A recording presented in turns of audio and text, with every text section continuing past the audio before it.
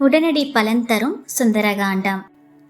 சுந்தரகாண்டத்தை தினமும் படிக்கும் பொழுதும் கேட்கும் பொழுதும் பல நன்மைகள் உருவாகும். அவை நினைத்த காரியம் வெற்றியாகும். இழந்ததையெல்லாம் மீட்கப் பெறலாம். தடைப்பட்ட செயல்கள் யாவும் எளிதாக நடந்தேறும். கஷ்டங்கள் தொலைந்து போகும். விரைவில் திருமணம் கைகூடும். மன வலிமை உண்டாகும். ஆரோக்கியம், அறிவு, ஆற்றல், புகழ், தைரியம் பெறலாம். சனி பகவானிடம் இருந்து நம்மை காக்கும் தெய்வம் ஹனுமன் ஆவார். இந்த சுந்தரகாண்டத்தை தினமும் பாராயணம் செய்யும் பொழுது 7.5 சனி, அஷ்டமத்து சனியின் தாக்கத்தில் இருந்து தப்பித்துக் கொள்ளலாம். ஜாதகத்தில் உள்ள கோளாறுகள் விலகி பாவங்கள் தொலைந்து வாழ்வில் உயர்ந்த நிலையை அடையலாம். உடனடி பலன் தரும் சுந்தரகாண்டம். சுந்தரகாண்டம் என்று பெயர் சொல்லுவார். இதை சுகம் தரும் ஸ்வர்க்கம் என்று மனதில் கொள்வார். கண்டேன் சீதையை என்று காகுஸ்தனிடம் சொன்ன கருணைமிகு ஸ்ரீ ராமபக்த ஆஞ்சநேயர் பெருமை இது.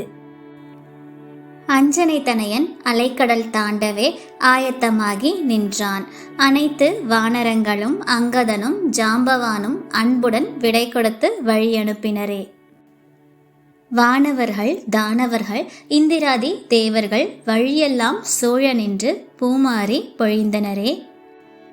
மைனாக பர்வதம் மாருதியை உபசரிக்க மகிழ்வுடன் மாருதியும் மைனாகனை திருப்தி செய்து சுரசையை வெற்றி கண்டு சிம்சை வதம் செய்து சாகசமாய் சமுத்திரத்தை தாண்டியே இலங்கை சேர்ந்தான்.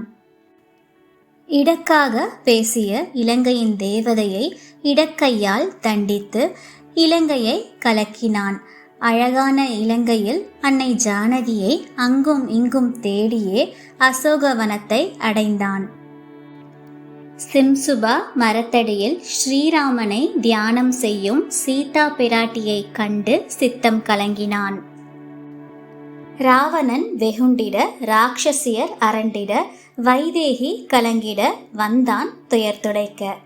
கணையாழியை கொடுத்து ஜெயராமன் சரிதம் சொல்லி சூடாமணியை பெற்றுக்கொண்ட சுந்தர ஆஞ்சநேயர் அன்னையின் கண்ணீர் கண்டு அரக்கர் மேல் கோபம் கொண்டு அசோகவனம் அழித்து அனைவரையும் ஒழித்தான்.